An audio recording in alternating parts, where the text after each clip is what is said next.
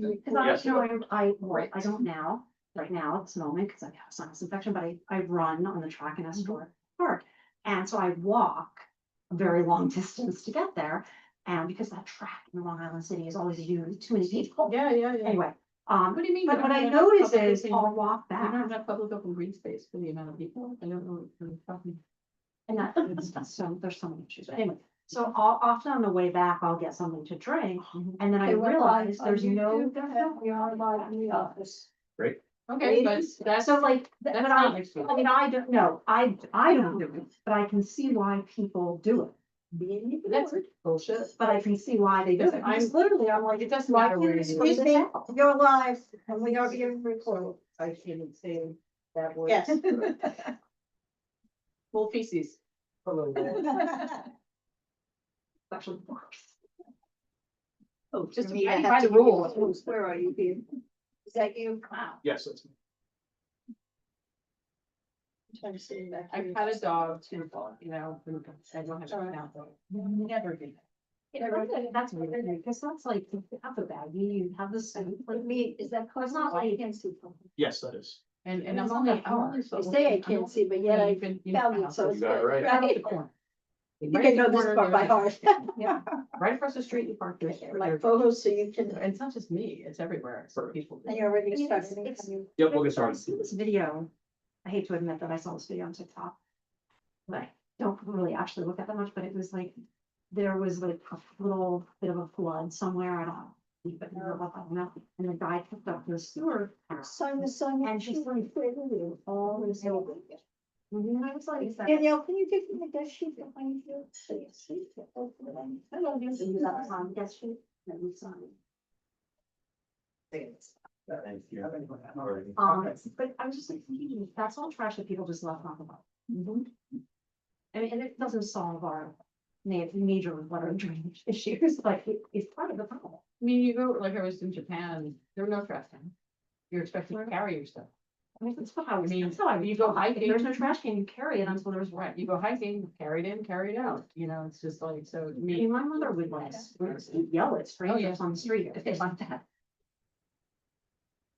I'm both at home. My father would yell at.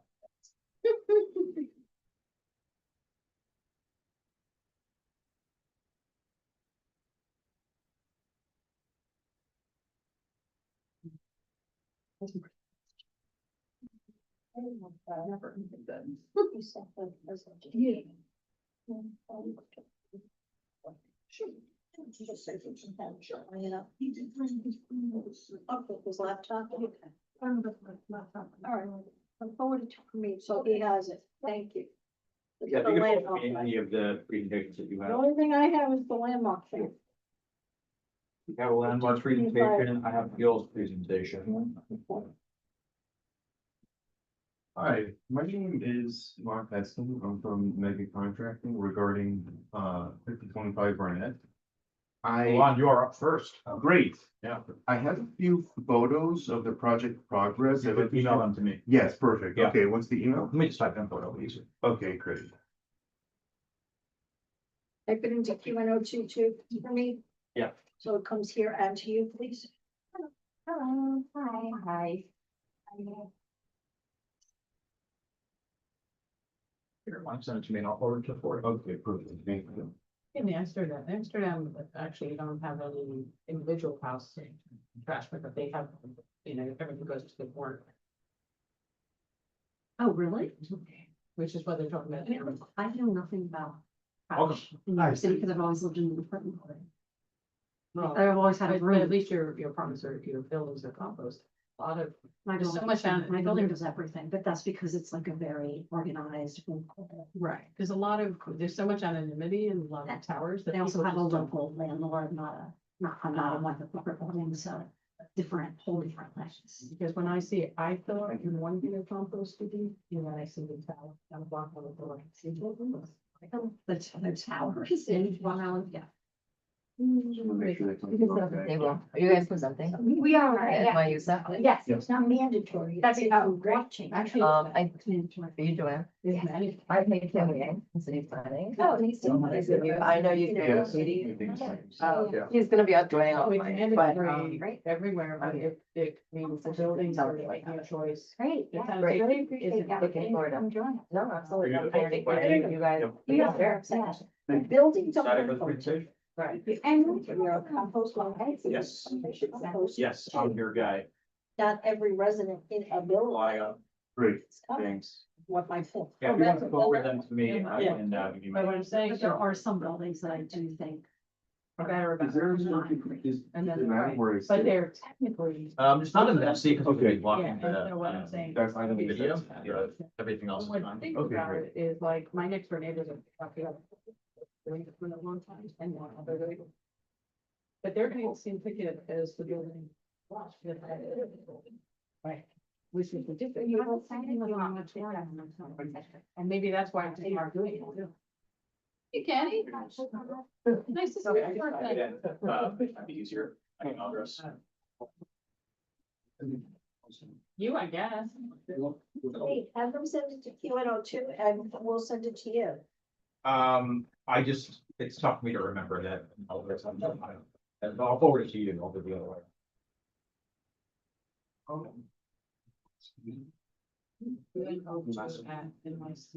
CB.NYC.gov. Put it on the top of everything. Look right there. It's right there in front of you, Sheila. Top of the agenda. Oh, yeah, there it is. Seems to have gotten over the two different addresses for the. When I first joined the board, it would always give me this other address. I'll send you that. And I'd be coming from work or something in a car and then I'd be like, this is so dead. That was true a couple of Like, years ago. it just, it, Lisa. Pretty Michael sure. listened Right, to right. us. This. yeah, there were two addresses. And sometimes you would put it in and it would give you here as soon as it was like. All right, folks, I think we have quorum. Thanks for joining in person and online. Christine's not gonna be able to make it today, so I'll be running the meeting. My name is Pramit Kumar. I'm the Vice Chair of Land Use for CB2. We have 5 agenda items today. First is we're gonna talk about 5025 Barnett Avenue. They are asking for extended hours construction. Then we're gonna go to a landmark application for 4412 44th Street. We're gonna talk about skylight installation. Is that petitioner here? Welcome. Then we're gonna hear from a couple of NYU Wagner students about a project that they've been doing that impacts our neighborhood. So that'll be fun. And then Gil's here to give us an update on Borden Ave and the Dutch Kills waterfront. So that'll be good to learn about. And then, hey, Kyung, you're gonna give us a city planning update. Big listen, yeah. Oh, Perfect. so much for the short meeting. That's fine. Awesome. All right, Alon, let's kick it off with you. Let me open up the photos that you sent me. Yes, please. But you can go ahead. Awesome. Hi, everyone. Good evening. My name is Elon Peskin. I am from Mega Contracting Group. We are the general contractor for the new construction of the building owned by Phipps Houses at 5025 Barnett Avenue between 50th and 52nd Streets on Barnett. Matthew Washington of Phipps Houses is also joining tonight. He's just running a few minutes late, but he should be joining any minute. So we visited you folks earlier on in the project and wanted to come back and broach the subject once more about the possibility of a letter of support that we would submit to the New York City Department of Buildings in support of an earlier start time for work on Saturdays. So for a little bit of context, DOB, and here's Matthew now. Hey, Matthew, we just started. So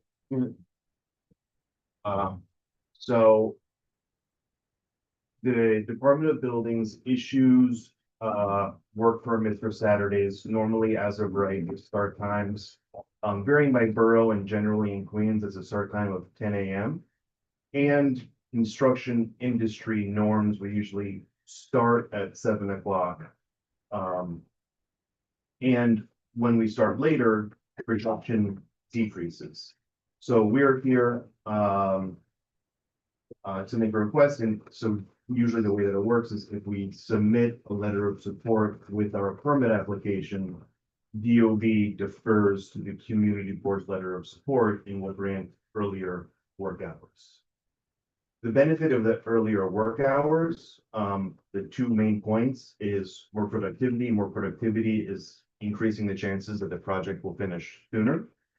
And secondly, with winter coming, the growing risk is weather. So if there's heavy rain, if it's sub-freezing temperatures, snow, that weather can impact regular working hours, Monday to Friday, and we use Saturday as a makeup day. What are your hours on Saturdays? Right now, they're 10 to 5. What are you looking for? We're looking for 7 to 5. Right, we would prefer it if it's too many hours, we would prefer 7 to 3 or 7 to 4. I know We it, prefer the earlier. we prefer the earlier hours. I know it's a little ironic since it's Saturday. But that's kind of how construction works generally, because workers, they want to come in early, be done early, and then enjoy the rest of their Saturday. And the way, if it's a 10 a.m. start, guys just don't show up. I know we have some progress photos, so I also want to point out that one of the benefits, or I should say, now that we're further along in the project, the louder activities are much less. And the vast majority of activities that we'd be doing on Saturdays are all inside the building, quieter activities. The noise that would be generated would be from power tools, and maybe some trucks for deliveries. But it's not, the louder activities that people associate with construction, like pile driving or really loud stuff that people would hear for blocks away. Couple of questions just to go forward. Sure. One is you're using a lot of qualifiers, saying that the majority of activities. What louder, externally loud activities are possibilities still? Yeah, good question. And you make a statement about how the workers would like to be in early and out early to enjoy their Saturdays, but so would the people who live there. Yeah. You know, that's totally it's good. just a normal thing, Mhm. and it is also a Sabbath for many people. Yeah, good questions. So I would say that the louder activities that would go on, and we can definitely talk about curtailing those during the earlier hours is the landscaping activities. We're gonna have some heavy machinery, and when that machine is on, it makes noise. And What is the Yeah. machine? like a excavator, Okay, like large excavators, yeah. and where are those parked? The excavators we have on site right now are inside the site. Yeah, so there's on the west side of the site, there's a driveway at 57th Street and then a large rear yard. And we keep everything inside the site. Okay, go ahead. Am I mistaken, did we hear this presentation earlier? Yes, What was the outcome of that? I'm trying to remember. you wanna, mention, I think there were some questions that were brought up, Right. Really about, related, yeah. And so this is a renewal of I somehow. don't think we never really made a decision. There was no We action. can't say yes or no. Yeah, there So I was- think today we should take an official vote Yeah, on what we want Okay, to so do. that was just like, Yeah. us know was coming. Yeah. Yeah, no action was taken. Good evening, everyone. Matthew Washington, Chief of Staff at Phipps Houses. Sorry I was late. I went to 50th Avenue. And it's not 50th Street, so. We thought it had been fixed. but- Yeah. So but I made it. So, the last time, and Alon was here at that time, I was in Florida and online.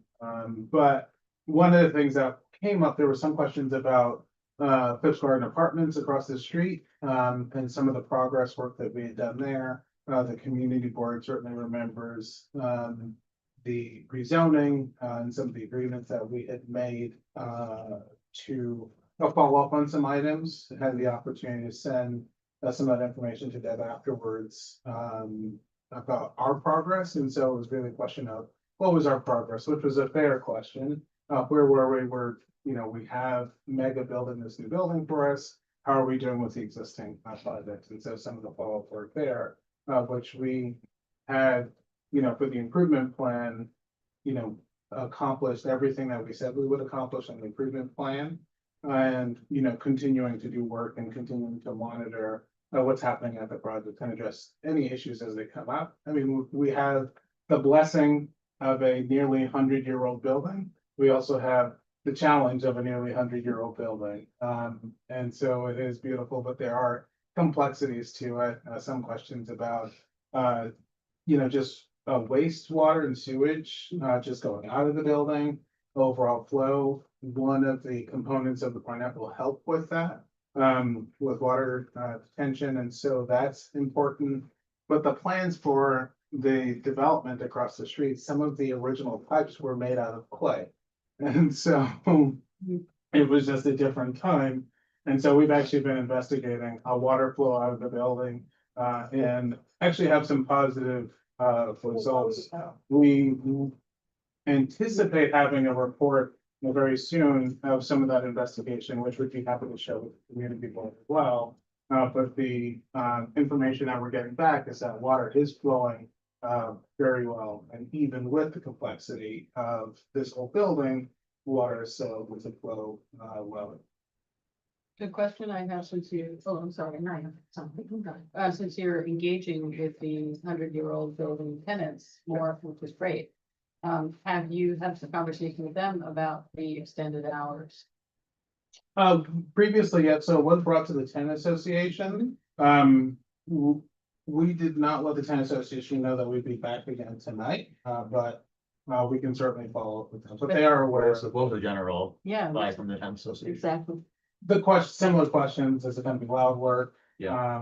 Which we're able to say, no, even when we discussed before, the commitment from, Alon and his team and us as well was we wouldn't have the loudest of work, recognizing that people are living there on Saturdays. But so now that we're really interior primarily, it's less of. But you Are did- they giving you a letter of support? Exactly. That we didn't ask for one, but we certainly could ask for it. So, I think that would be helpful. Yeah. You think they would say yes? You asked? yeah, I don't see any Okay. issue with the tenant association. We have a regular meeting with the tenant That was association. one of my questions. So Yeah. it was, I have 3 questions. What are your hours in the weekdays? Weekdays is 7 to 6. You say that, I'm sorry. No, I didn't.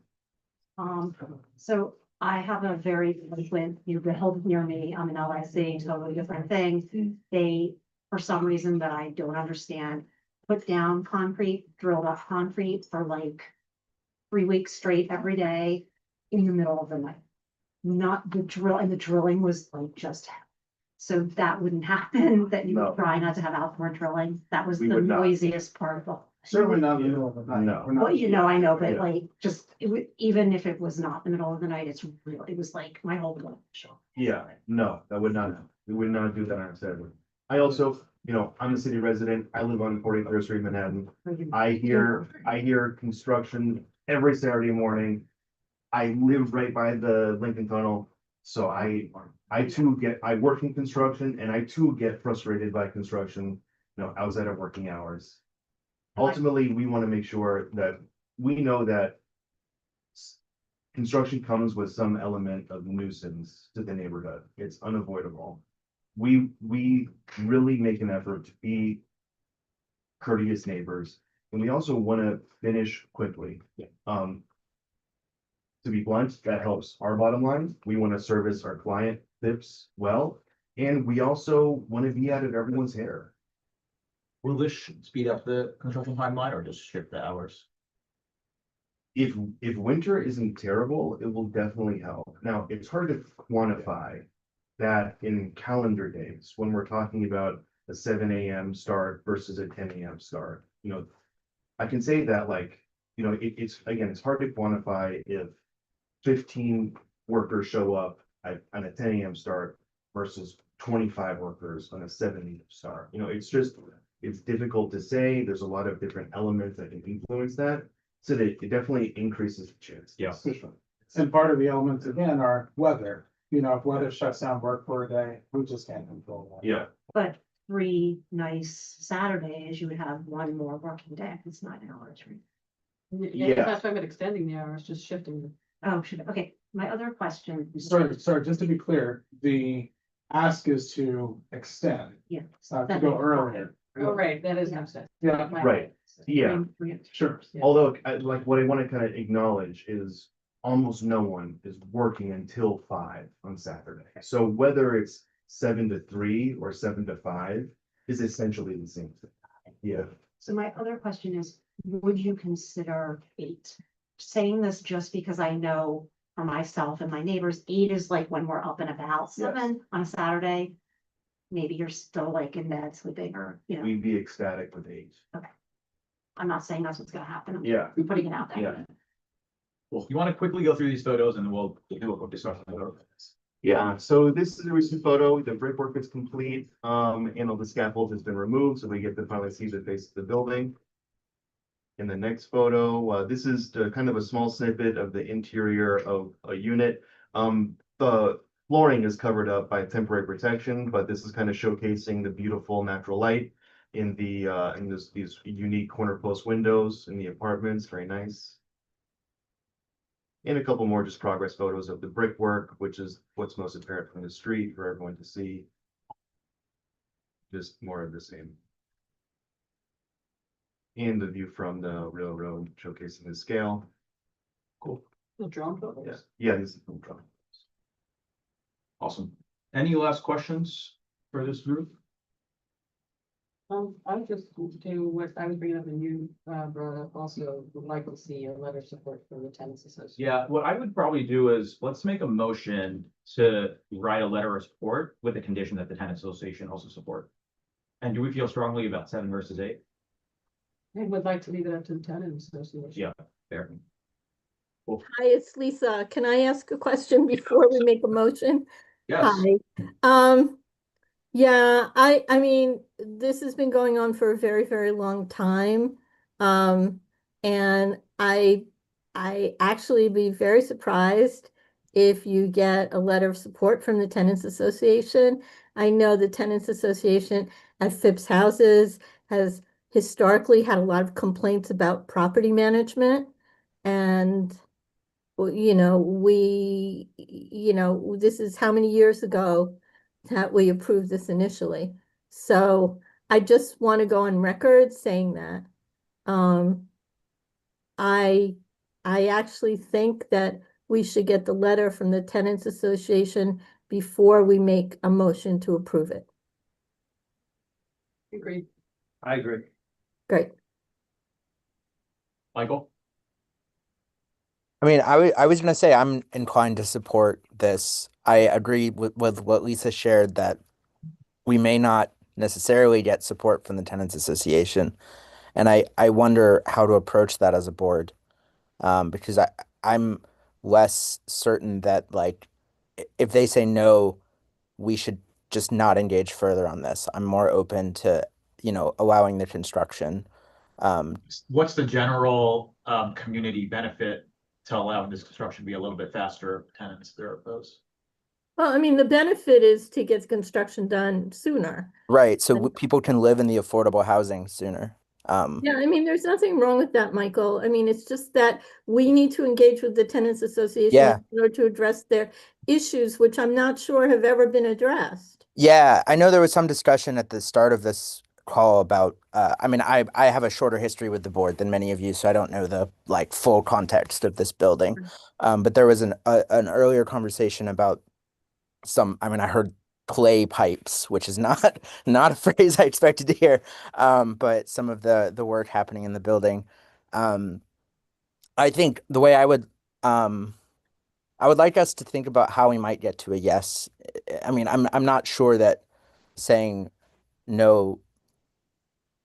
Yeah, that's maybe the way I'll put it. Yeah.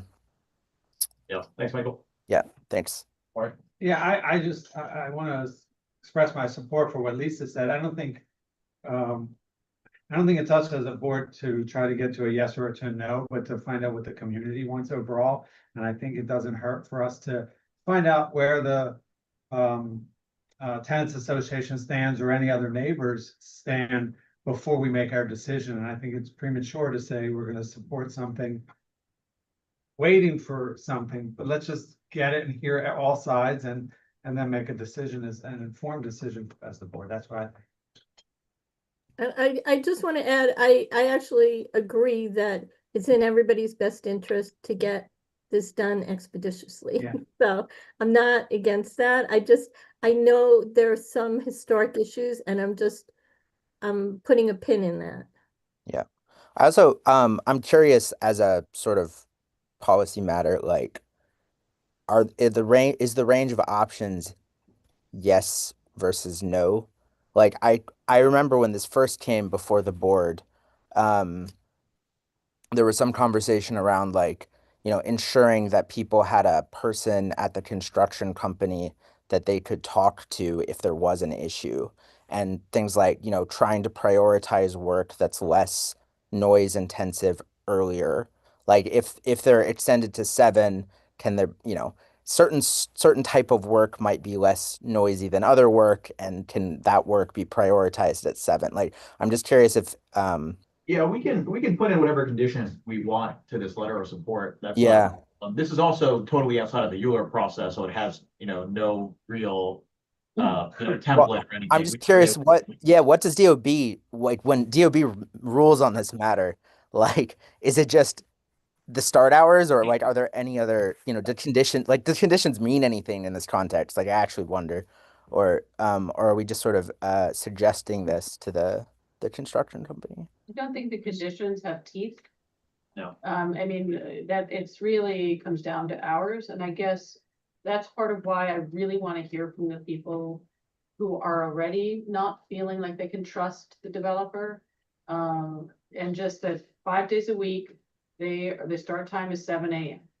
And so, and then Saturday, which for some people is a Sabbath and is also the beginning of a weekend, you're out telling people your lives are going to be disrupted again from 7 a.m. to 10 a.m. and there's no guarantee that it won't be the noisiest work, no matter what anybody says. So I'm not saying it shouldn't happen, but I do think that we're sitting here trying to make, make our recommendation of a decision without hearing from them. It seems like the general vibe of the board is we want to hear from the tenants. So if you can get a letter of support from tenants union, I think that would help us make our decision. Sure. But Yeah, look, we're happy to reach out. One thing I can say, we won't have the noisiest of the work because there's no pile driving happening. And so that is by far the noisiest of the work that happens on a construction site. And to the point that was brought up, when the DOB issues early permits, they do not restrict activity during certain hours. So it has no bearing on them, and conditions have no bearing on on a permit that they issue.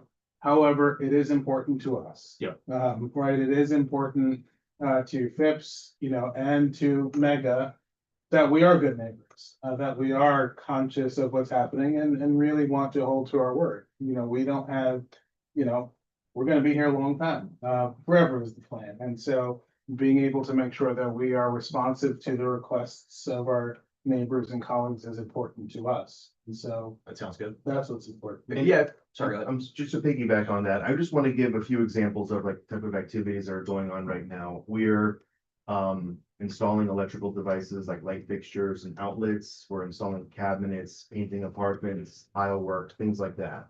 So that any louder activities would be restricted to like the landscaping work, like I mentioned, and like you can also make a commitment that we just won't do that work before 10 a.m. Yeah.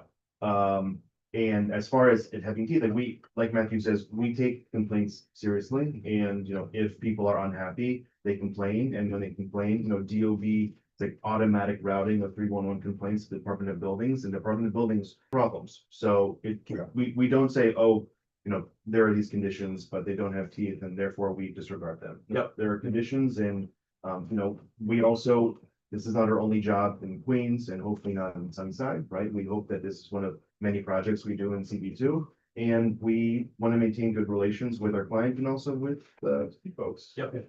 Understood. And I'll say, I've received questions, complaints about numerous things. None of them have been about noise. Got it. Well, our commitment to you can be, as soon as you guys have letter of support, we can work quickly. If you don't need to come back and do a full presentation, we can probably figure something out. Okay. And I am curious because there's some, you know, at least Lisa brought up some concern or thought that the tenant association would not consider a support. Sort of what does the board see as its next step, or what does the committee see as its next step? I think if the tenants association gives you a letter of support, that would pretty much clear the way for us. I don't think we would have too many additional concerns above and beyond that. Yeah. If they don't give you one, then I think we would then have a conversation amongst ourselves to say if we want to. And that's bigger. Maybe they. Yeah, we can invite them to speak to see if someone actually wants to go up.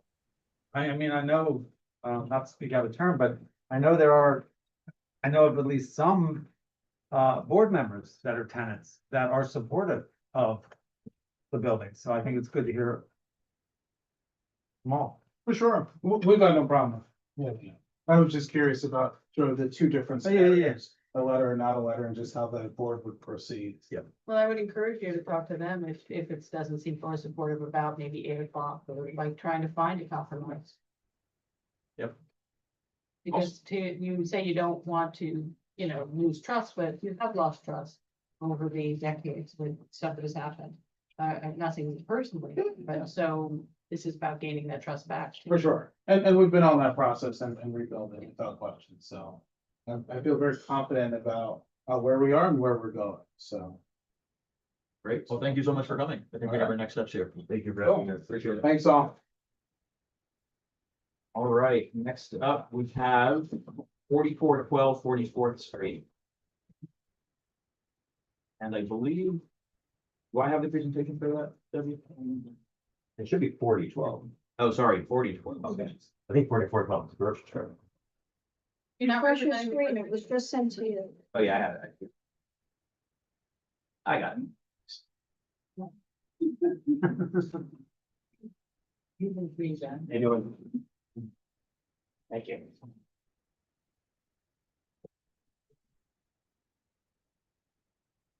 Pulling up the presentation right now.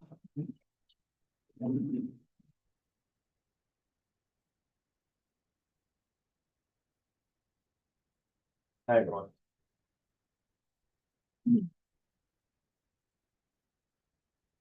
Right.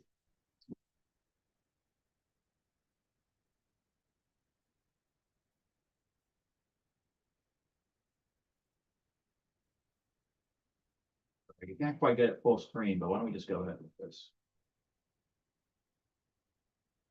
Oh, you want to go to the site plan? Yeah, Do that. it's the next one I like. Click on the square up the bottom. You see the square with I a have a little, separate file for the site plan, so I'll pull that up. No. Oh, you're saying it's in the It's presentation? the next page. Oh, got it. Okay. There it is. Here it is. Page. So the street, this was the bottom of the page. It shows the roof and a little square. Right there. Is. The highlights could be, we wanted to. I'm sorry, could you speak up? Next. Yeah, the front of the building is sort of towards the bottom of the page and the rear is towards the top. This is like a community walk area towards in the back. So it's not this new skylight we're proposing is in the rear and it can't be seen from the street at all. Oh, can you put the microphone on too? Should be on. I think everyone's heard the previous. It's on. It's the lights on.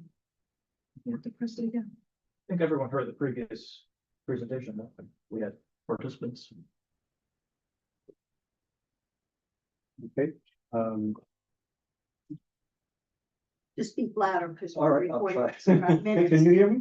Can you hear me? Are you able to hear me?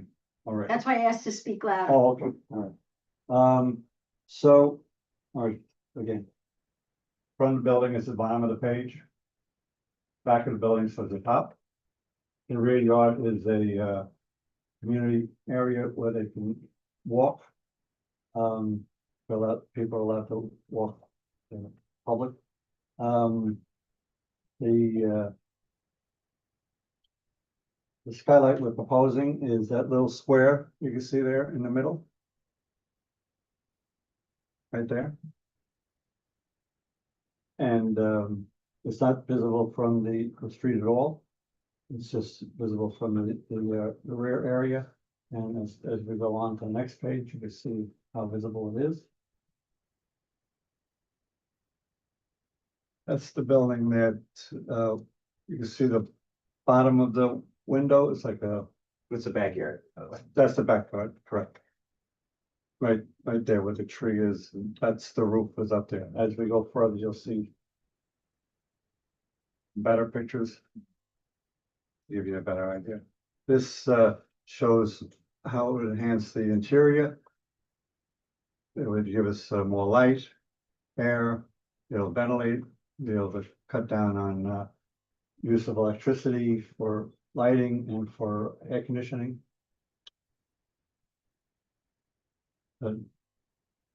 That's the roof where the skylight would be. Was the lower roof? No, the back roof, yeah. That front roof is a patio.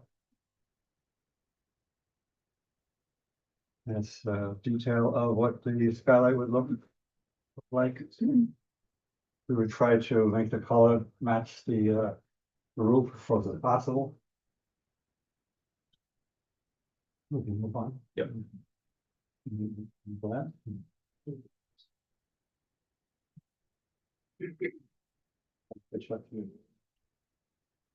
All right, so this is the before picture, this is what it looks like right now. And the next one, it shows where how the skylight would be. Is that picture from the house? Because the map is not total screen. What was the address again? 40-12. Oh, that's why. Yeah, There there's were a very zero. clear picture. 40-12. Yeah. That's why. Doesn't. Oh, here. Now I can see it. Thank you. Thank you, sorry. I want this. They were just No, looking we up have Google it. Maps. Whatever Yeah. you think. We just had the wrong the address. agenda. Yeah. Thank you. I Well, have so a I- couple of copies of it. You want me to pass them around? Yeah, if you don't mind, that'd be great. So this question that we usually ask for stuff like this is, one, how well does the skylight blend in to the house and to the surrounding neighborhood? Two, like how visible is it from the various, on the street? Yeah. Basically three, like what has land, what concerns they have. Okay. This seems pretty small and straightforward to me. Yeah, I mean, it's a pretty simple one. Yeah. We're the primary resident, I'm renting at home, me, my wife, my 5-year-old daughter. That's me and my wife's office up there. And- Yeah. Like I said, it's in the back, you can't see it from the front. The gentleman that's putting in the skylight, his name's Lou Kramer, he does a lot of the roofing and skylights in the neighborhood. We got his number from a lot of other people who use him for buying the skylight from Supreme Skylight, which they're made in Long Island. And he uses those same skylights at almost all the houses that he uses. We're gonna make it blend as perfect as possible. And then I was able to, one of the houses down the street actually was redoing the roof and they put all their shingles out and I went out there and grabbed a bunch. So the shingles are the same as my roof and they're gonna be the same shingles. So great. I wanted to look as clean and uniform as possible. Does anyone have any questions or concerns? Have you ever come here before? No. Yeah, you're very I have familiar. a question. Lisa, go ahead. Yeah, hi, the question is, have you already taken this to Landmarks and they told you to come to community board? Correct. Yeah. Yeah, we did we did one thing with them, because we put in air conditioning. And so they gave us approval for that. And we had to go through a process with them of getting things that look like the same color. And then they said they couldn't do the skylight through the landmark. They said they had to go to Queens Community Board. So we had submitted the same thing to them first, and they said they're not at a place where they can do staff level approvals yet for skylights, I think is what they said. So they're hopefully in the future they'll have the ability to do staff level approval for skylight, but they said currently they do not. Great, thank you. Cool. Any other questions? Let's take a vote. All in favor of sending Landmark. Second. We can just do it by hands, I think it's, anyone opposed? Anybody opposed online can bring down the, Yeah, we still share. presentation, yes, so. Anyone online opposed? All right. Great, Unanimous. it's unanimous. Thank you. Thank you for joining. With the sponsor. That, not me. Oh, my wife just. Well, on the Oh, yeah. paper. I was dividing them in the living room, which was one. You have. It's okay. Thank you. All right, thanks for joining. Appreciate Yeah, it. thank That's you a very lot. much. All right, next up, we have our NYU Wagner students. You want to introduce yourselves and I'll pull up the presentation of it. Thank you. So my name is Dakota London. I'm Joanna Lai. Lai. We are part of the Masters of Urban Planning program at NYU Wagner, and we are doing our capstone project. And for those who might not be familiar with what capstone is, essentially it's our final project, it's a long project where NYU has us work with a client and we tackle a planning project. Who's the client? So it's New York City Emergency Management. All And right, I yeah, think I figured out. both. we're here from New York City Emergency Management as well. Thank you. Thanks for joining. Let's do it. So, yeah, just thank you guys for having us. I know we really appreciate it, so. Next slide, please. Cool, so before we actually delve into the project itself, we just wanted to introduce the team. Obviously, I'm Dakota London, this is Johanna. And our other team members, Kevin, Robin, and Nico, were not able to be here today, but we definitely want to give them recognition. And then our capstone advisor, Ms. Meredith Phillips Almeida. So just to give a brief overview of the project, from now until March, we're going to be working with NISM to inform the development of a neighborhood hazard mitigation plan for Long Island City. And part of that we will include inventory of NISM's tools and resources that are currently available to help reduce the risk of human and natural and human-made hazards. In addition to a local inventory of resources and for hazard mitigation and preparedness. In addition to some recommendations for disaster preparedness and risk reduction strategies. And to coincide with that, we'll also provide funding opportunities to increase the feasibility of actually implementing these strategies. And then our ultimate goal is to create a replicable approach for these projects so they can be implemented in other neighborhoods around the city as hazard mitigation is an increasingly needed thing across the city. So for anyone who is new to the term hazard mitigation, it essentially describes the process of taking smart and affordable actions to lower the risk to people, businesses, and important structures in the neighborhood that could be harmed by an extreme disaster or the slow onset of changing climate. And the goal is to implement these actions before the next storm hits. So we are not looking at retroactive responses, though all of it, the before, the during, the after is critical to being prepared for a disaster. And New York City Emergency Management develops these plans for the entire city, but we have unique opportunity to look at it on a neighborhood scale. So that essentially means looking at the resources that New York City Emergency Management has and the Long Island City context and really localizing the information that's available and developing a plan that's based on the more localized needs. With the goal of this being something that can help improve health and safety, help protect homes and businesses, and reduce costs to repair and recovery by acting proactively. Slide, please. So we're coming to you because we're actually really at the beginning of this process. We want to work with you all. We bring expertise in urban planning, urban studies. We have data analysis and mapping skills. We understand going after grant programs. We have expertise in, adaptation strategies, but we're not experts in this neighborhood. And we really want to develop something that is designed with the community. And so we really want to partner with CB2 and anyone else who's interested in helping us co-design what our engagement and our outreach could look like. So that could look like a bunch of different ways of partnering with us. We plan to host at least 2 meetings that we would invite folks to come and identify who we should talk to, what some of the biggest priority needs are. And you can also, if you're unable to make that type of commitment, we would really be interested in anyone who wants to send us information over email, or other ways of, submitting information to us. And then also just be sort of a sounding board for ideas as we go throughout this process between now through March. So we put a QR code up there for anyone who's online who may want to join. And then we also have some sign-up forms.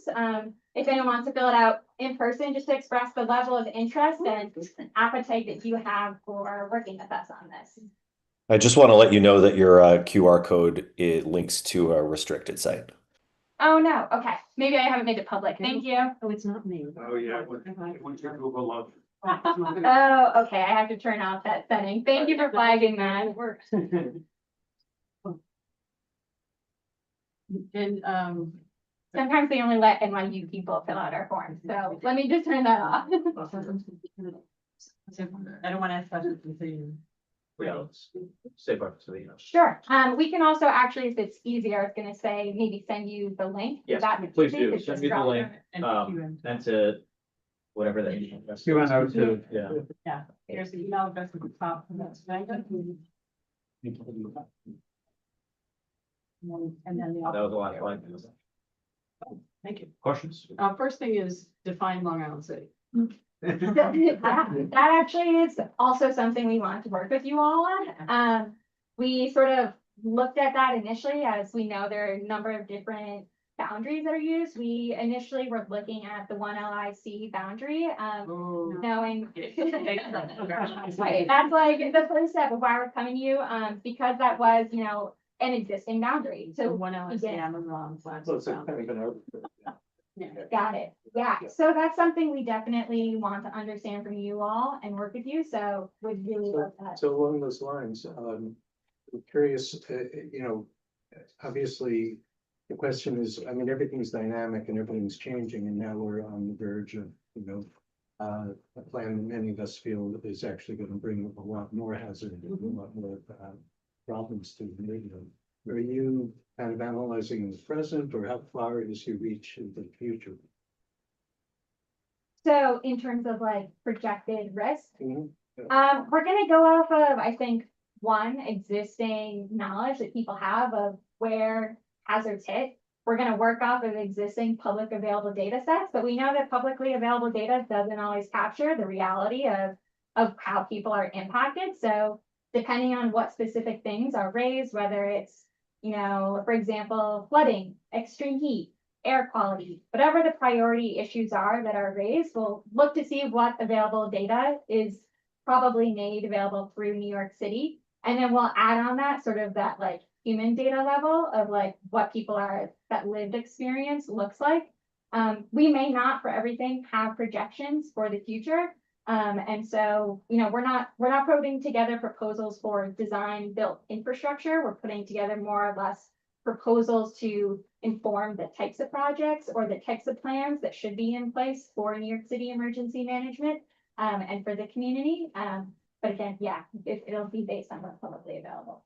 Including plans, that's what Kenny was saying, is like publicly available includes the 30,000. Oh, people yeah, who are- yeah, like taking into consideration future zoning. Are you going to CD1 as well? Because a good portion of LIC, including public housing, is in CD1. Mhm. And also, I will just say, side note, there is an elevator in the Queensboro Bridge that could be used for some kind of emergency escape. Mhm. So this came up in a Yeah, long time ago in a fine. meeting I was in with the borough president. Yeah. And I just wanted to say that to somebody, like, this is a good idea. You can say it to us. To answer your question, so originally we weren't considering CD1, but in the fact that we don't have a concrete boundary yet, we're trying to figure out first the boundary of what's defined as Long Island City and whether or not CD1 is included within that. So once we have that defined boundary, we'll then determine whether. I think the two things that our community usually wants to include in things like this is one, Queensbridge houses. Yep. Yes. And two, Listville. Yep. Yes. Which is a neighborhood to sort of southeast of LIC Court. I do. And Work it's for pizza. Queensbridge and Ravenswood. Ravenswood is separate technically, but kind of always lost. The Ravenswood and Queens, Queensbridge are in CD1. Yes. And to, what's just been brought up, you put down 2 meetings, I would almost suggest having 3. Mhm. So you can have one in Blissville, one in the Queensbridge, Ravenswood area, and one in kind of more of the Long Island Sea waterfront tip area. Because they're almost like 3 distinct areas, but they're all part of it. Do you mind just repeating back for free? Not at all. So you have Blissville, Mm-hmm, you have the Queensbridge, Ravenswood, mm-hmm. and then kind of the Square waterfront. Fort Square waterfront, Hunters Point, well, Hunters Point, Long Island, you know, like, Yeah. because if you're at Queensbridge, you're pretty close to Fort Square. I think it's more of a Mental, mental barrier than a, well, it's a physical barrier. too. it is a physical barrier. As you can see, there's a lot of knowledge and opinions. So I would encourage you to, Yeah, leverage. yeah. Go It on. gets into that. I would say Blissville would be a good place to have a meeting because they are Yeah. so often ignored. Yeah, Bantry Bay would probably. They have a lot of good ideas about emergency management. Yeah, Because they, Yeah. They live it, and they have a civic association that yes. might be worth reaching out. You also might want to reach out to LaGuardia Community College, because they're obviously a stakeholder. They're very involved in the community, and it affects them and, you know, thousands of students. They're right in on that. Mm-hmm. And they might even be able to host them. Yeah, that would be great. We also have something called the LIC Coalition. yep. Yeah. Yeah, which has an alternate proposal for that worked off actually before DCP was working on this. Few of us are involved. Great, well, thanks so much for this intro presentation. I'm looking forward to working Thank with you. you. I have that link too. I just had to get connected to that. Yeah, send it over to me and the board and we'll circulate it around and, Do you want to fill this out and give it to me? Yes, that would be great. We'll stick around for a couple more minutes and get this link to you and collect any. Perfect. Thank you. I had my hand up real quick. oh, sorry, Tricia, go ahead. Hi. First of all, I like second, third, and fourth Blissville. We need to pay attention to Blissville and make sure they're part of the data. I don't know how much confidence I have in the accuracy or how current some of the public records you might be finding. So, and we also in the community board had done our own resiliency studies from this committee. So hopefully we can also share that with you. Lisa, how old is that report now? The one that we worked on with Penny, like? Well, that's kind of I mean, what I just want to say too is there's a tremendous amount of like newspaper articles and anecdotal information work that the community board did.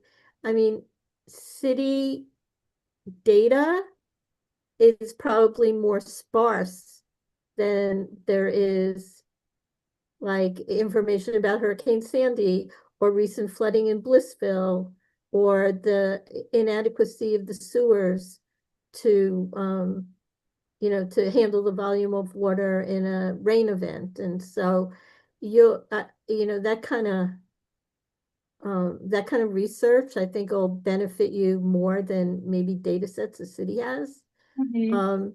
And we have done some research and so has, you know, the Hunters Point Coalition, tremendous amount of work around this area of flood and resilience. So really take advantage. Kenny, you can hook them up with like Tom Pano's work and stuff, right?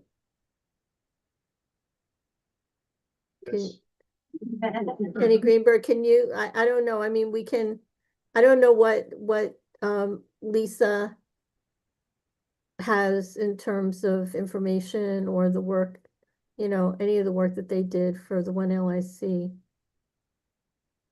There's 2 huge websites. Yeah, right, so that's it.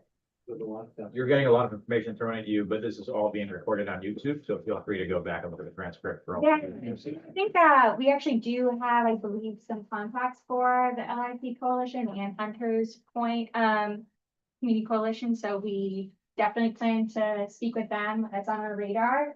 But this is really our first conversation, so this is like a really great jumping off point. Thank you. And if there are any news articles, that's a great heads up that we will scan that as part of our like desktop research. And our email is in those slides that will, you know, if you're able to share those, that would be great. And if you see anything that comes across that you want to just forward along, we would really appreciate that. Do any of you live in Queens? No, we don't. My experience, thank you. My experience as a kid, I did Irish step dance and I used to dance at the Sunnyside for All parade. But yeah, that's neither of us. Both of us grew up in Europe and neither in Queens. Nice. Well, thank you so much for coming. Excited for an output of this. So this is a semester long thing and you'll have something at the end of the semester. It is. Yeah, so it's 2 semesters, and we graduate next May. Oh, wow. So you're on the clock. until, yeah. Great. Closing with the Irish step dancing at St. Pastoral. Timely. Tattoo. Yeah, exactly. Okay, and I think the settings hopefully are changed, but if not, we'll keep revisiting that and make sure it's available. Appreciate it. Thank you all so much. We really appreciate it. All right, next up, we have Gil. You might want to build for you. Oh, yeah. Oh, yeah. Okay, that. Yeah. Oh. Hi, everyone. Miguel Lopez. I've been a resident of Western Queens for 15 years now. I'm co-founder of a couple of community gardens, including Smelling Hogshead Ranch and 45th Street Green Space. I currently work for Big Reuse. Been working for them for a long time. I left their compost division to start a tree division. That's going to be relevant later on. In full disclosure, I am here kind of with the Big Reuse hat on, but I want to talk about my pandemic project. The space at the dead end of the westbound Borden Avenue Thruway that goes kind of parallel with the Long Island Expressway. It's underneath it essentially. Skate park. Yes, the skate park, otherwise known as Mosquito Beach. So that, yes, so Borden Avenue at the Dutch Kill under the Long Island Expressway. I put this presentation together with Willis, who is at a Superfund site meeting tonight.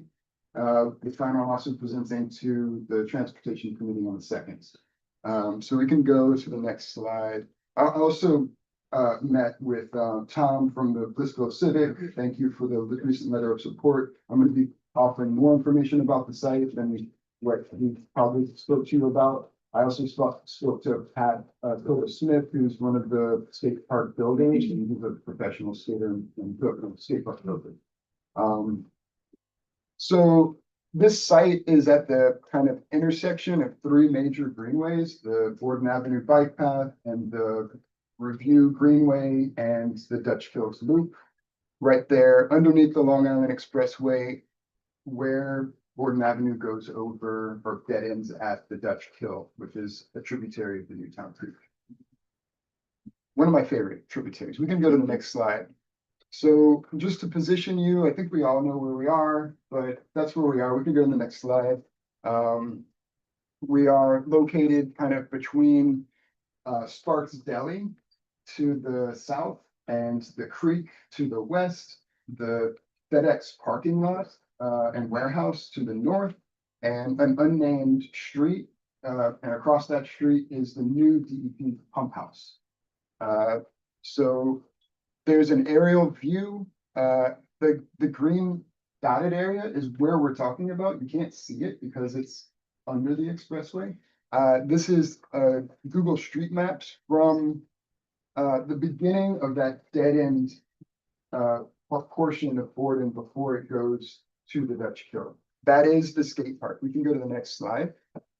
In 2020, well, before I used to go around there and do cleanups on the creek for City of Watergate back in 2027 or 2017 and 18, 19. But in 2020, I kind of took it under my wing as one of the public space projects that I wanted to steward with a couple of friends. And we began cleaning up the space. We partnered with the Newtown Creek Alliance And we brought lots of volunteers out and we cleaned.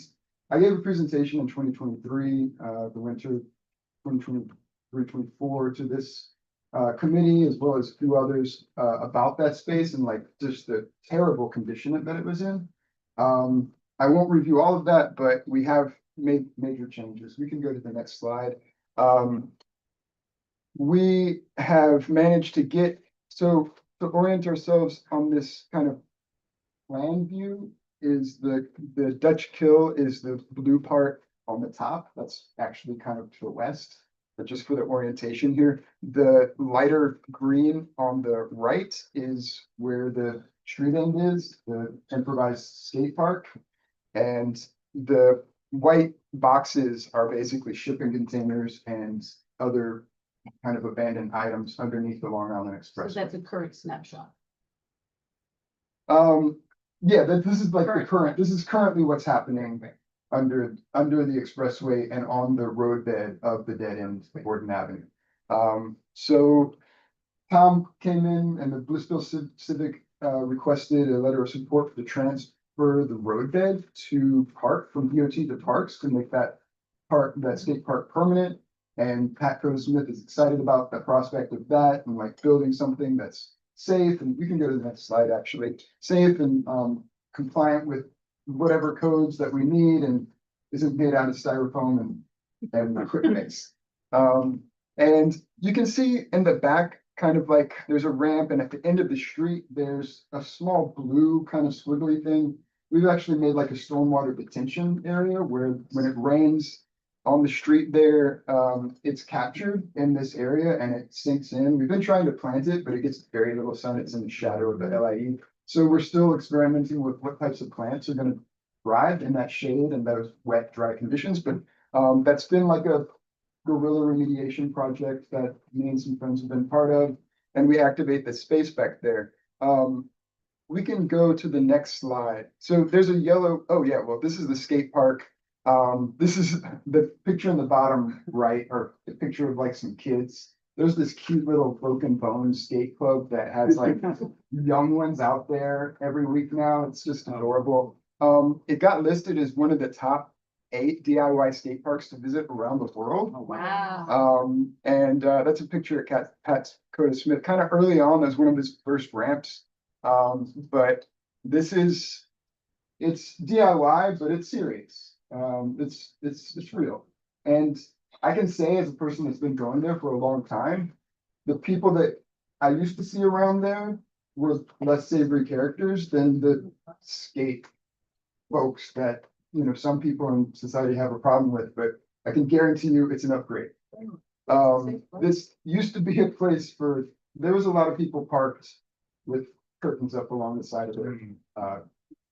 Yeah, it used to be like that. So we can go to the next slide. We're asking, I want to support this idea of it being transferred over to parks. And yes. Motion to. So I'm gonna expand on that. So the area closest to the water, there's like one side of this is DOT roadbed and the other side is DOT land where there's an elevated structure. So it's very unclear who is in control of the site underneath the expressway. I presented to the Transportation Committee 3 years ago and got the runaround, and the person that was supposed to answer some questions went to Manhattan and told me that they weren't replaced, so nobody can answer my questions. And so I'm here today. I usually start with a land acknowledgement. I guess I'm nervous. I don't know. I honor the things that you are doing in this space. And I feel like I'm a colleague, even though I'm not a part of this community board or any community board. I like to get stuff done in the community, and I really appreciate what you're doing. I'm sure I'm going to ask for a letter of support, but I like to work with people, as some of you know. So I'm here more to put public record on what's going on and give an update. So what's been going on is, just going to stand up real quick. There's a fence right here that blocks this side from that side that was built by the watchdog of the space that wanted to make sure that his side of the area was secure from the skate punks that were just going to graffiti and break stuff, in his opinion. So it's impossible to access that side without, like, publicly. We really want to take that fence down and possibly put a fence along the back. These are columns supporting the structure, the elevated structure. We think a fence back here could provide some safety for the businesses that park their vehicles legitimately under that space, and the people who are using it for other uses. Whether it's legitimate or not, they still deserve safety. So we really want to open up the entire waterfront there. We would like to put some containers that we can put boats in and have a boathouse. We actually have some containers that used to belong to the North Brooklyn Boat Club. And the edge shed that used to be there, the container that LaGuardia used to use to demonstrate life on the creek and take water samples and everything is no longer, but we'd like to recreate something like that. The Newtown Creek Alliance is very interested in taking kind of stewardship of this space. They don't want ownership of it. They're fine if it goes over to parks or if it remains DOT. They would like to work to steward this space and provide public programming for environmental education, waterfront access, and on-water programming as well. So that's the second part of our ask, or just, I don't know, we're not really asking. I'm informing folks what's been going on, and we really want to work with y'all to make these visions happen. We can move on to the next slide, which is gonna, this is more. Question. Fence that someone put up, Yes. does he own that other land or he just thinks he's in charge of it? He's in charge. He's designated himself in charge. But it's owned by, It's the DOT. public. It's It's the DOT. city-owned Okay. land. It's So- DOT. It's very unclear if it's city, state, or federal yeah, DOT. that I got that. Yeah. But it's not owned by this person. This who person keeps claims teaching. that he has been staying and is claiming adverse possession or squatter's rights for the easement adjacent to the building that's on Borden Avenue. So he's behind the building. And he used to be kind of everywhere, sprawled out everywhere, and our folks have managed to confine him to a wall. He's still got stuff on both walls, but the other stuff really belongs to North Shore Neon, and there's the Cobra scrap oil guy, and there's the trucker that likes to store his flatbed there, and there's a couple other interests that love free parking, and then there's this guy who also brought another fellow that are actively trying to get squatters' rights, essentially. And they're difficult characters. It's like a soap opera over there. I'm trying to spare you all the details. I'm happy to answer questions. We should probably go for a beer sometime, but everybody knows the Newtown Creek Alliance and what they do and stand for. They want to expand. This is part of the Dutch Hills Loop. The Newtown Creek Alliance is part of the steering committee. We're growing opportunistically. This became a pandemic project because of some random thing, and it's growing organically. So we're excited about continuing that. You heard all of Blissville's ideas about, how they need more green space. It's just a 10-minute walk from a lot of them. When we met with Tom, he also mentioned the parents around there wanting a playground or just a simple slide or some swings or something. So we are very open to having something like that in this area. So we can go to the next slide. Want to talk about this other area underneath the expressway. It's outlined in red. You can see the red outline. Directly behind Sparks. Right behind Sparks and behind the building and directly under the expressway. Back to the last pilings where it would be open space. We really want to take control of the space and use it for community good. It's been used by people that are parking their vehicles, using it as a way station for junk, for metal scrapping, just for it's illegal dump. It's just crazy what this site has been used for. Illegal stripping and dumping auto fluids, illegal transfer of heavy oils. It's insane.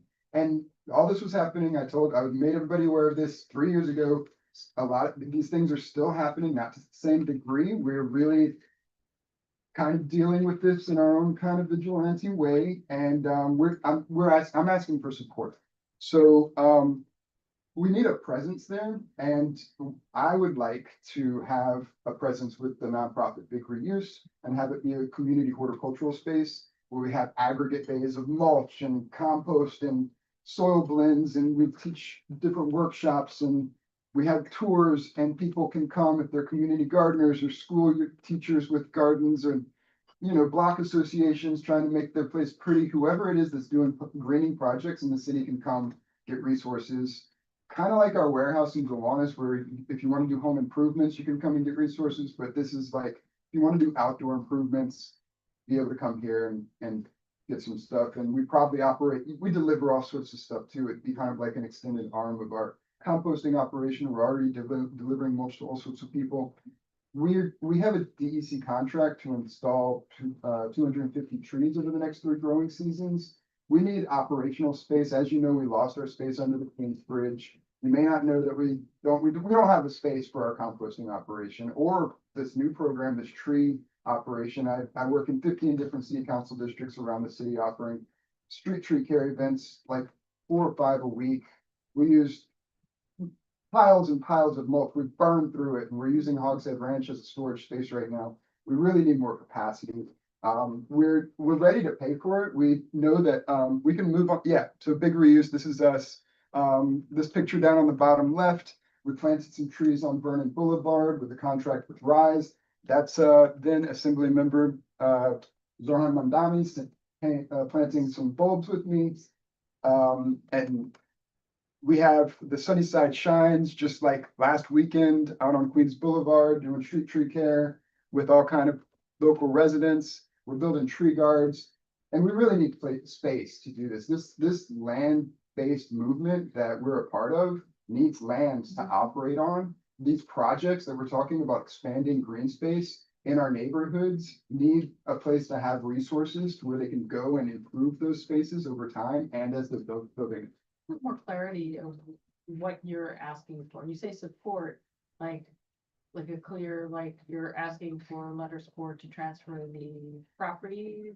I think we're asking for a letter of support for DOT to work with us towards a contract or a license. So the first step would be getting official stewardship of the physical space. Yes. Okay, Yeah, that's site first. control is usually the first thing, Okay. but maybe not. Julie Wan is supportive. I've spoken to her. She's like, when are you gonna give me the proposal for the capital improvement project to do what you're talking about? And I said, well, we kind of need site control first. And she's like, no, you don't. Get the money. Agree with her. I didn't know that. I just learned this the other day at the rally. So we're moving through that. I'm just trying to be very transparent, let everybody know. And that I'm available for questions. So We what can is- go check out the site. Stewardship, I did want to say, and Debbie, I think you might have been the only person who was there at this. Years ago, when we were having meetings about trying to create a better walkway, the walkway up the 21st Street Bridge. Okay. It ended up being city, state, and federal because of the LIE. So it's not just, you might be looking at federal agency or, as well, because the property underneath the LIE will fall. And I see city planning shaking their head, yes, behind you. You're probably right. Yeah. Yeah, so, So all 3 of them right, are. so, are but I both think involved. first step obviously is city and state. Just get letters of support from both of them, and then, of course, our local congressional people will support it, but then they at least can help us get US DOT at the table as well, but it's because of the LAs, I think all 3. Thank you. The last part is just continued access to the adjacent buildings that have right of way to park their vehicles. I don't know what rights they have. I assume they have rights to park their vehicles in the back and access to the back of their building. But there's a few updates that I just wanted to go through. I think the next slide is going to be some recent developments. So we know that DOT has recently leased space, about the same space, like 3 blocks down past the pump house, to, I think it's Broadway Stages or like one of those production companies for parking. So they leased that. I can't remember how much it was market value for like a few years or whatever. So we know that DOT is in the business of leasing their space. We also, there's a rumor that the local scrap yard is working towards getting a lease with DOT to turn it into a substation for a scrap yard, as the steward of the space would love, because that's one of his primary partners as a metal scrapper. He would be essentially the manager of a scrapyard, which he kind of was before we started cleaning up his junkyard. But he wants to make it official. There's also been recent DOT visits, and the possibility of repair and cleaning the Long Island Expressway structure is more solid and probably sooner rather than later. The thing is deteriorating. It's rusted through in many places. It's missing lots of its small spanning pieces. It's making new noises and creaks and rattles and vibrations all the time. You're not selling people, putting people underneath there right now. So what our big ask is that, I don't really want to deal with the nightmare drama of getting rid of the people that are there, but I imagine DOT will. And I know that everybody there right now will try to come back and occupy the space they've been occupying for the last 30, 40 years. Free parking is premium in New York City. We're asking, I just want to let everybody know what's going on, because I expect pushback if, when DOT does come, and after the 18 or months or 3 years or whatever it takes to clean this, we can go in that space and make these improvements and use it as a communal asset, that we actually push for that as a community, instead of letting whoever else has been using it come in and continue to disuse our resources in the ways that they have in the past. I hate to rush it. but let's Okay. wrap it up. Yep, we can go with that. There's other issues that, are going on, but the drama continues, and I'm happy to answer any questions. You'll probably see me more in the future as this does develop. Hey, two thoughts on my end. One is, it seems like you want 3 slightly different things for Yes. these different parcels of land. Yes. One seems like it's a transfer to parks, another is stewardship by Newtown Creek Alliance, another is stewardship by Big Reuse. Yes. I would imagine, I don't want to speak for the committee, but I would imagine that we're generally supportive of this entire proposal. But we might want to tackle all 3 of those things separately. Yes. For the parks transfer, we had a meeting with the Parks Department a few months ago, where they're actively looking at sites right now to acquire for parkland within CB2. I think this could be interesting for them, so we should connect you to those folks. Yes. Yep. This Great. isn't gonna be part of the Walk to Parks initiative because it's, Walk to Parks is about privately owned land, Uh, acquiring privately owned land for sale. or Gotcha. acquisition. Could those same people help us talk to DOT about? Maybe, it could be someone else. Is MTA owned land private, or is that public? MTA is public, but that's state. But let's at least connect you with those folks, because they're looking at parkland in CB2 right now, and Yes. they can probably give you some thoughts about how to best make that happen. I would love that. Thank you. And then whenever you are ready for these letters of support, I think, just let us know and we can have that discussion and write those letters at that point. If you think you're ready for it right now, we can have that conversation, but if you think we need more time, up to you for when you want to make that. I think we will be. I have my fingers crossed that presenting to the Transportation Committee will actually yield a good contact at DOT, and that we can actually have some conversations about this, and a letter of support from the community board in hand would be amazing. You, in a good way, do you think that the administration change that's coming in a month or so will help? Because like, I know sometimes getting in touch with these departments is tough Yes, I because do. of the current situation. That's exactly why I asked to have this meeting right now. I have been fighting against the baloney for a long time, and I'm ready to work towards the solutions. Nick, go ahead. So, first of all, I just want to say, Gil, thank you as always for the work that you do. I've had the pleasure of going down there with Gil a couple summers ago, and it's truly, on the front lines of defending public ownership of public use of public space. And so, thank you as always for doing that. I think that we as a board are a little bit overdue for addressing the fact that we abut so much of the Newtown Creek. And there's probably other sites just like this one, as well as the question of whether or not this should be an active, commercial waterway or be changed. And it's something that I know at one point Nydia Velasquez was talking about. And so I wonder if again, not in any short amount of time, but we should, I know in the past we've done waterfront studies. I wonder if using our role as sort of a convening partner, we should address a lot like this in a comprehensive way. Certainly the Northern Spur that Gil mentioned, but generally, like with all of the jurisdictions, I think this might be a use for us.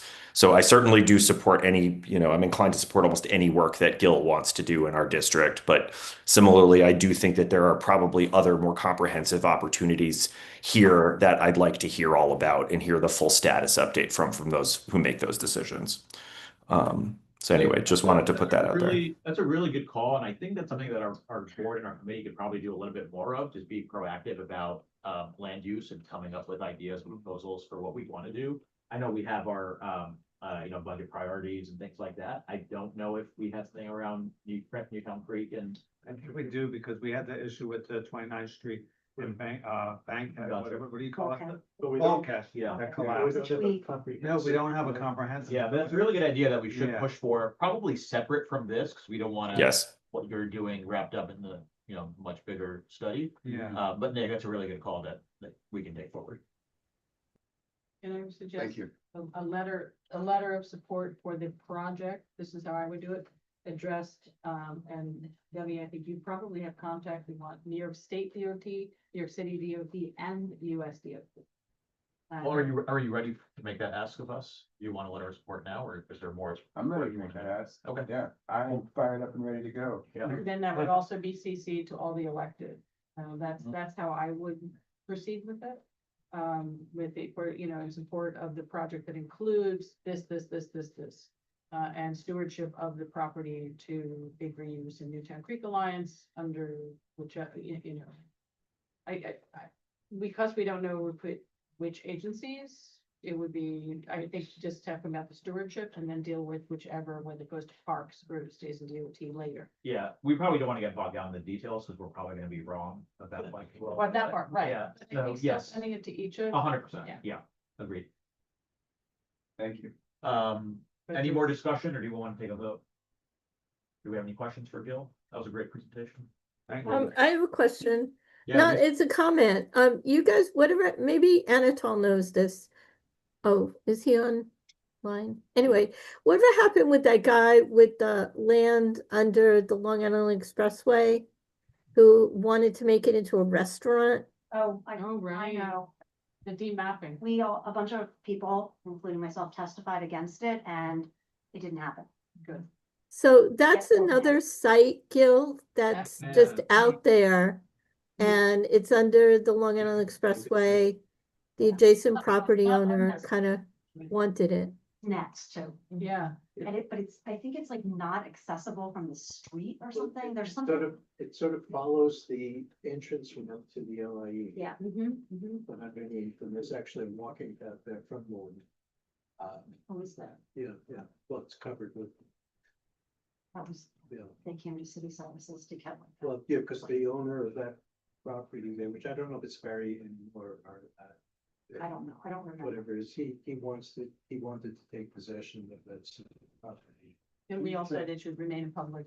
And I need to understand what this is. Beth Bressler from the Borough President's Office trying to tell me about this one time too. Yeah, it kind of went on for a little bit of time.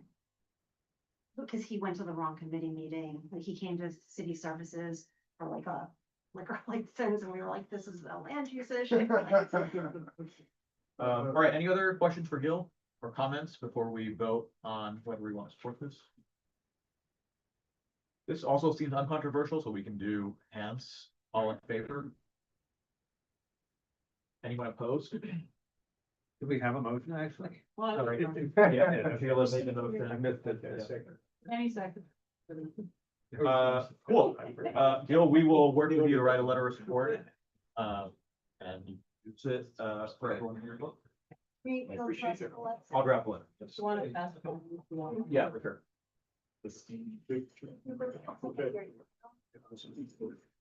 Yeah, Gil's the guy you want to talk to. You know that. Gil's the guy. Here, give him one of these. Oh, well, we're getting you official, I think, guys. Thank you. All right, Gil, thank you for coming. Yeah. Appreciate it as always. Reach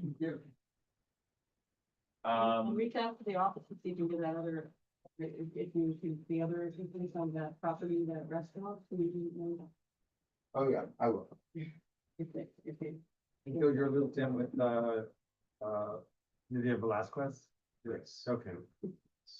Bye. Thank Thank you all so much. Thanks for coming. Thank you for coming. and Thank staying. you. All right, last agenda item is city planning. Because. Well, actually, let me ask my team, do you guys have anything to report out on, Katie? No? Let me know. No. Yeah, thank you. My report out is about One LIC. And, it got voted by city council, last week, I believe, Wednesday. And, I think there was a question about what the mods were at the public hearing. I'm here to let you know what the three are. One is a text mod in in section 117. It's a text edit for tower with flexibility to allow more efficient building form along the sort of in particular to the waterfront site, the DOE waterfront site, if in the future there's a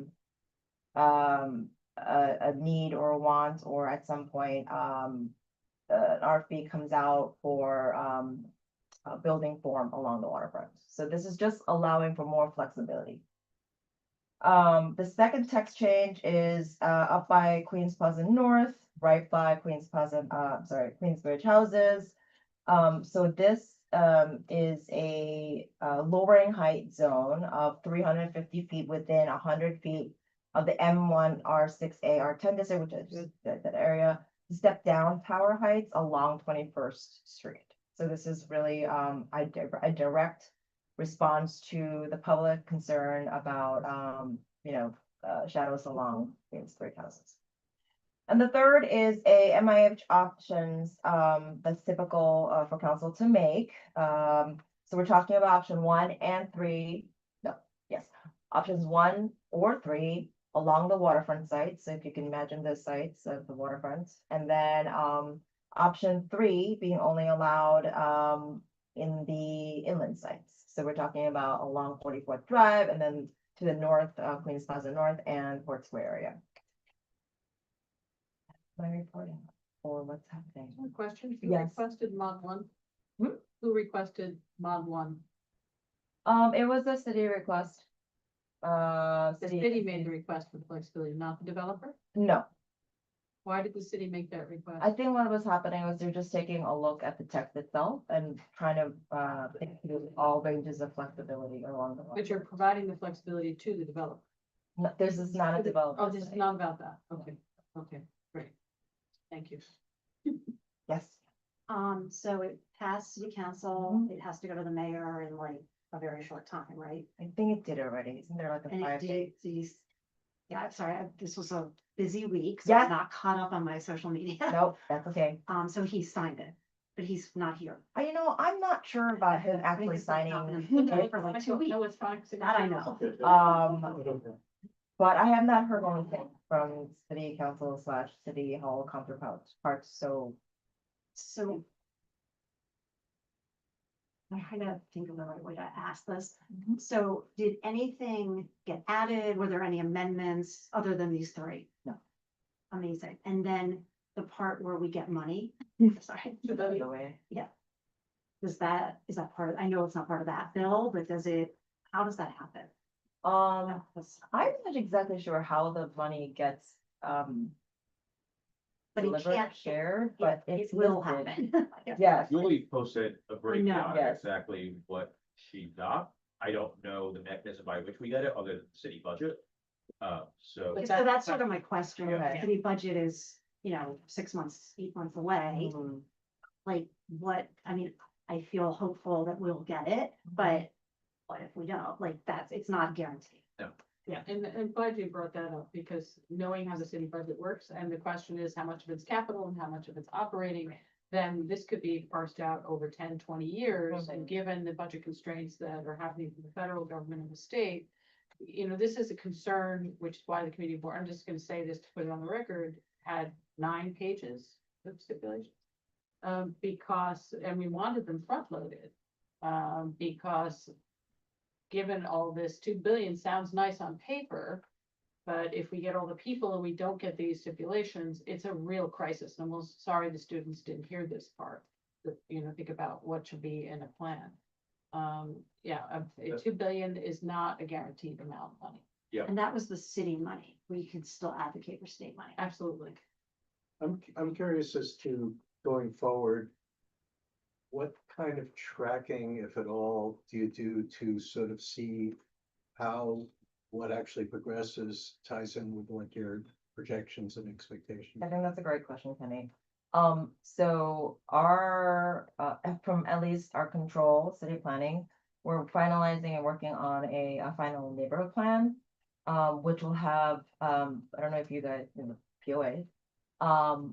It will be a part of that neighborhood plan, as well as there's gonna be a link that, directly, shows the POA. Like before it was sort of like nebulous, like where is it? Where is it going on? But with this tracker, I think it's called The rezoning commitments tracker is Correct. run by the mayor of operation. Right, but that's, isn't that about like allocations and such? I mean, I guess what I'm asking is like, how do you, okay, you projected X number of jobs are going to happen here.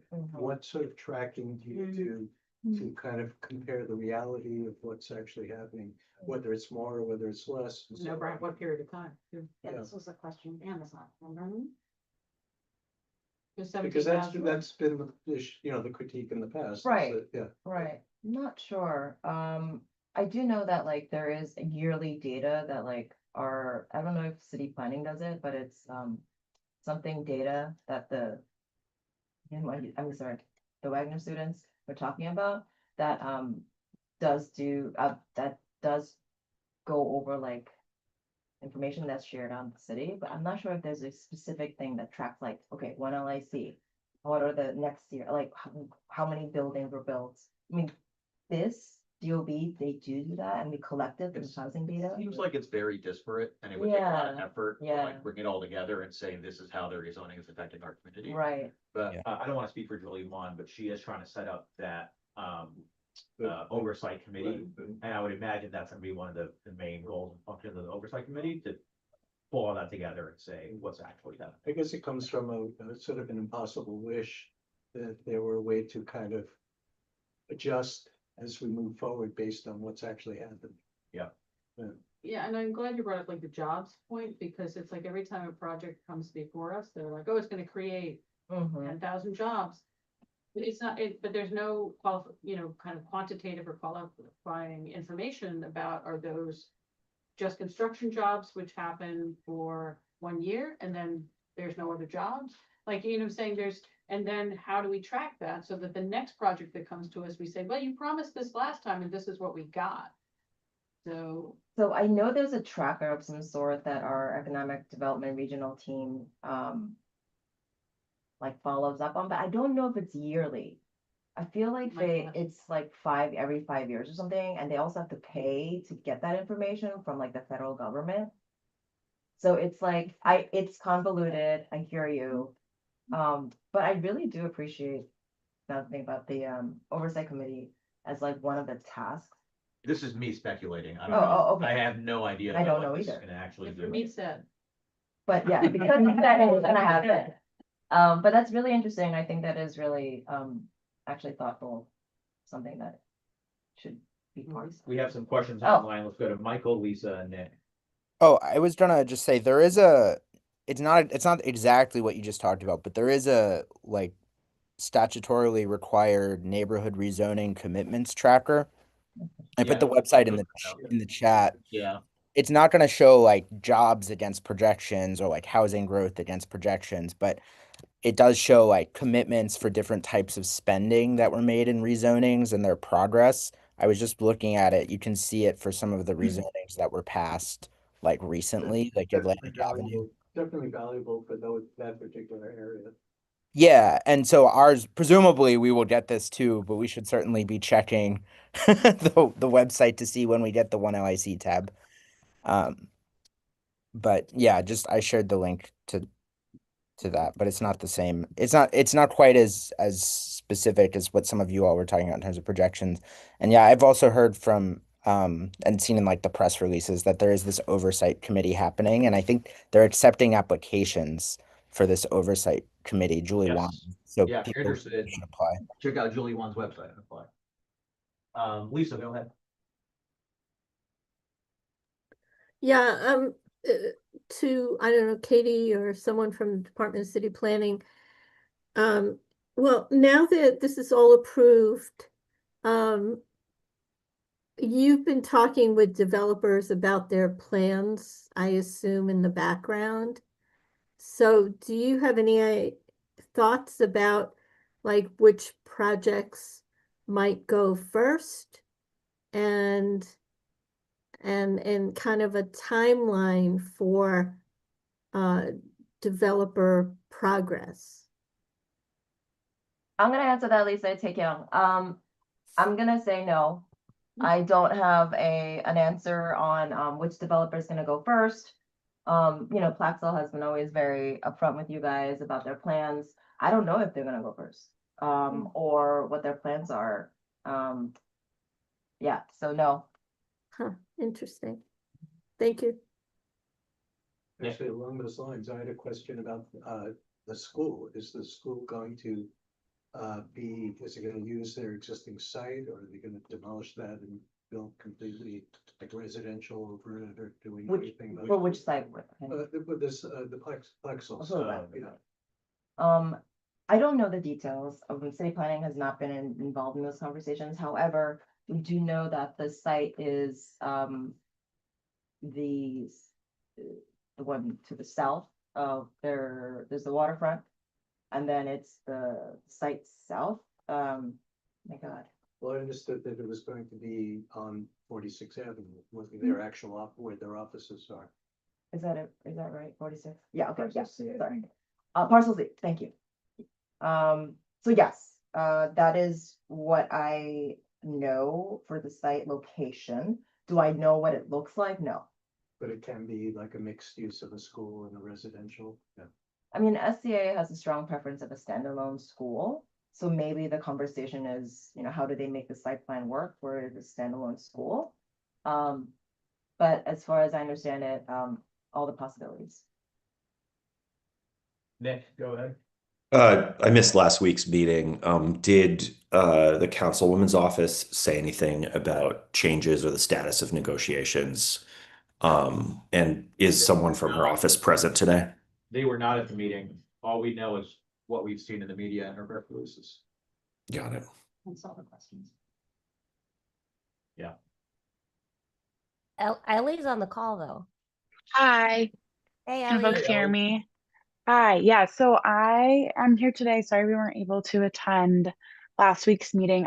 I believe the council member is planning to attend the December general CB2 meeting, so can provide kind of a full report out on the negotiations and what the commitments ultimately were. I've been taking notes in the background and was gonna drop that commitments tracker link, but thank you to whoever dropped that first.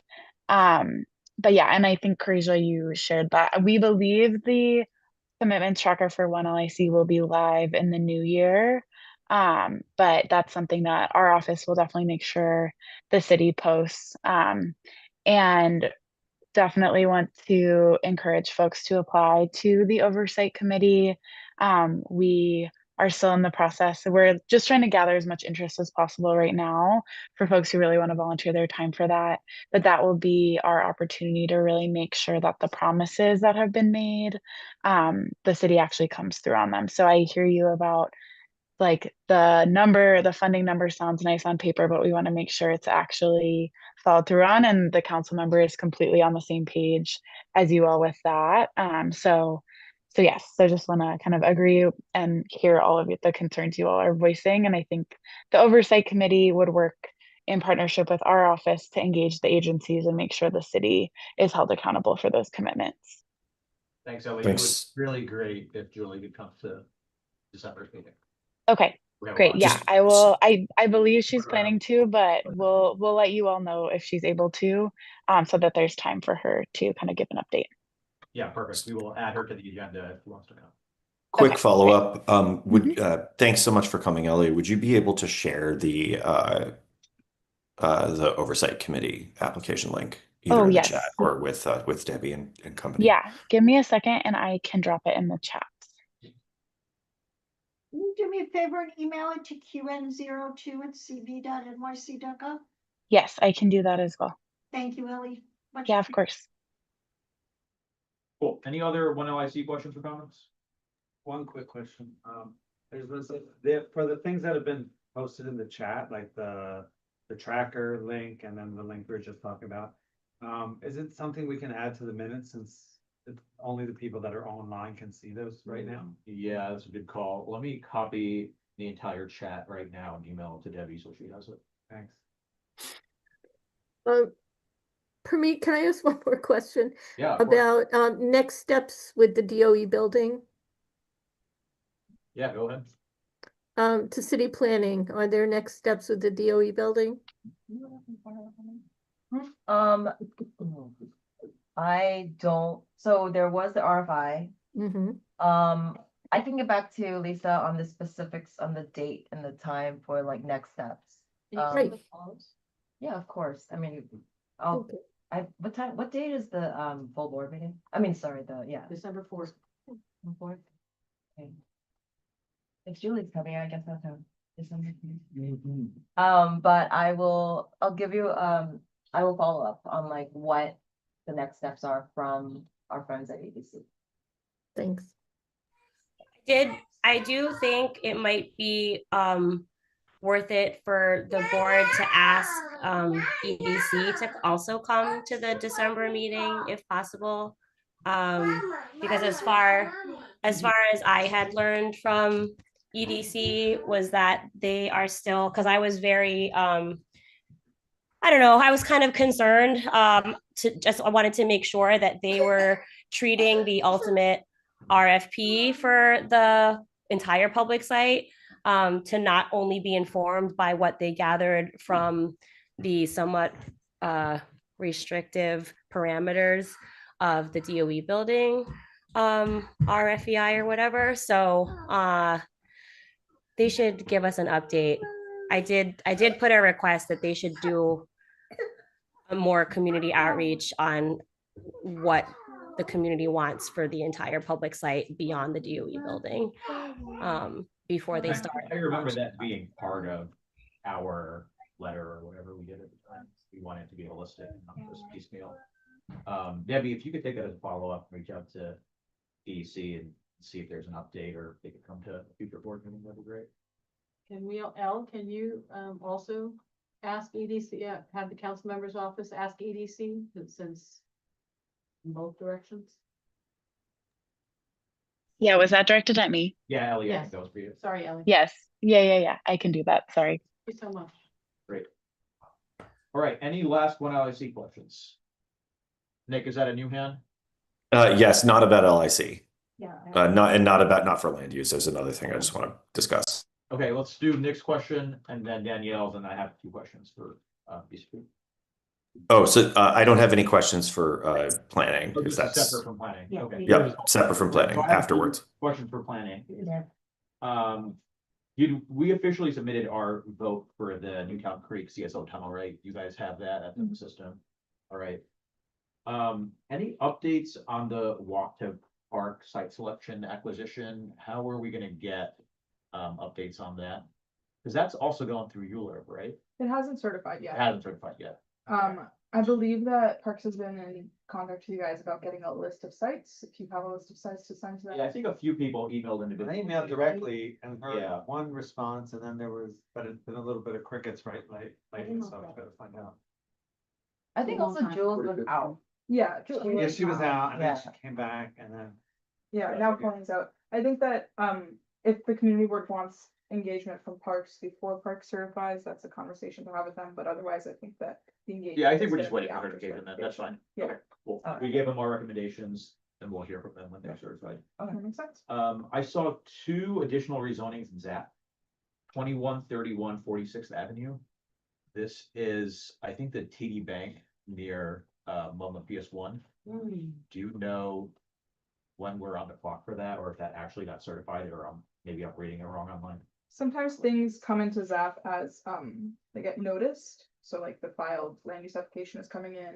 And it's like a certain amount of time before certification, but it could actually be much longer before certification. There are things that become public on ZAP that take 5 months before they certify. Gotcha. Okay. What's Hi, just chiming in on this one. Can you hear me okay?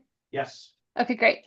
So that project is it's not quite ready to certify yet. It has not certified, but it is definitely getting close. So that should definitely be on your radar for the coming months. And then what was the other address? Sorry, and this was also one where we had people who came in previously ready to oppose, so I think we should invite them back Absolutely. if and when this gets certified.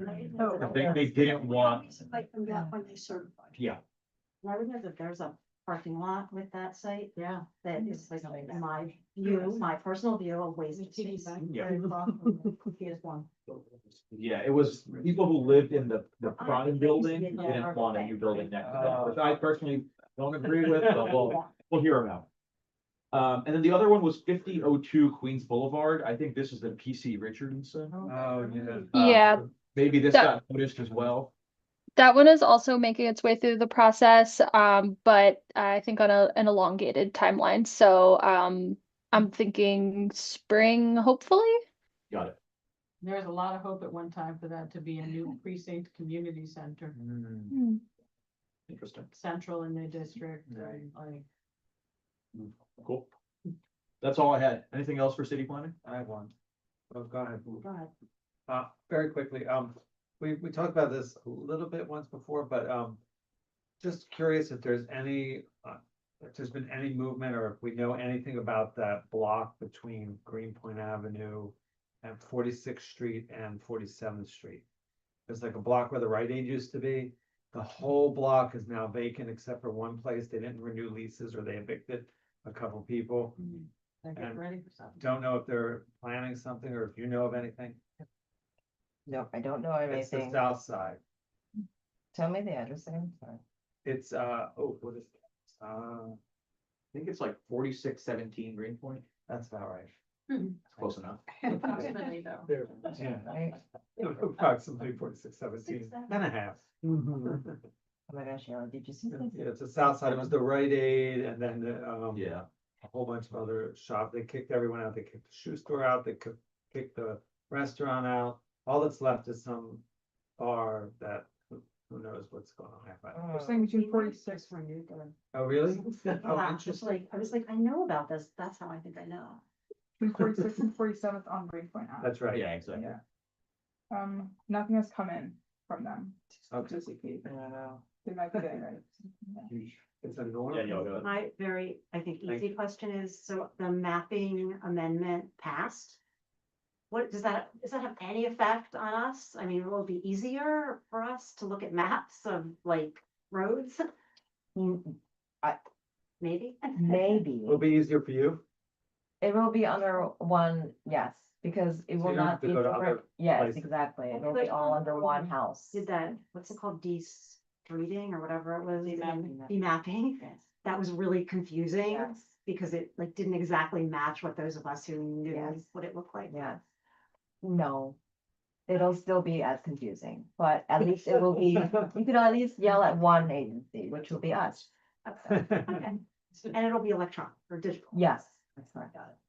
On the heels of that, just to manage expectations around that project.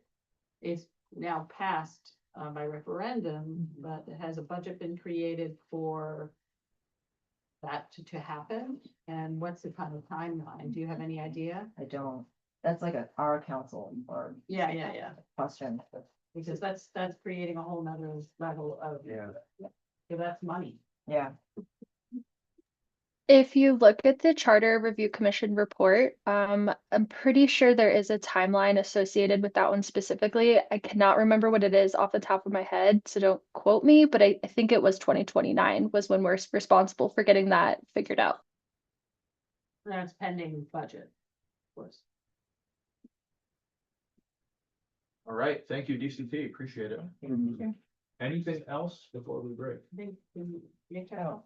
Yes, I just wanted to return to the Barnett question at the beginning of the meeting. And I wanted to register my agreement with Lisa on the prospect of us not being likely we're going to hear an agreement from the tenants union. And I just want to point out the fact that I do think that it's our responsibility to make this decision. And so I'm very interested in hearing what they have to say about it. But I don't think it's in our interest to frame that as we'll go along with it if the tenants union does. And I think that that's just an important frame that needs to be said. I think that there's a universe in which we say no, but I do think that it's our decision and we cannot just simply allocate this to the tenants to figure out. Yeah, Nick, I don't disagree with you. I think our point is that if the tenants agree and approve, we have no barriers on our end. It's very easy. We'll support. If they disagree, then there's a conversation that we need to have, and we will have at that point with that information. For sure. I with that would like to move to end the meeting. All right. Love it. Second. Thank you, everyone. Really appreciate it. Talk soon. Bye.